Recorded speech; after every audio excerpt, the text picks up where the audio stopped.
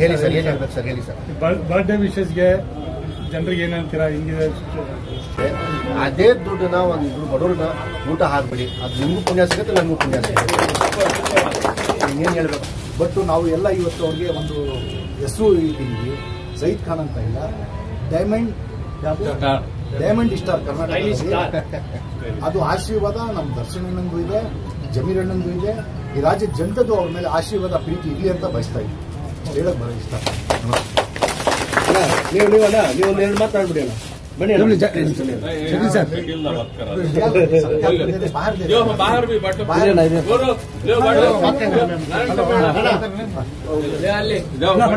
ಇವತ್ತು ನಮ್ಮ ಜೈದ್ ಖಾನ್ ರವರ ಅಭಿಮಾನಿಗಳಿಗೆ ನನ್ನ ಪರವಾಗಿ ಅವರಿಗೆ ಅಭಿನಂದನೆ ಸಲ್ಲಿಸ್ತಾ ಇದ್ದೀನಿ. ಯಾಕಂತ ಹೇಳಿದ್ರೆ ಬೆಳಗಿನ ಜಾವ 8 ಗಂಟೆ 7:30 8 ಗಂಟೆ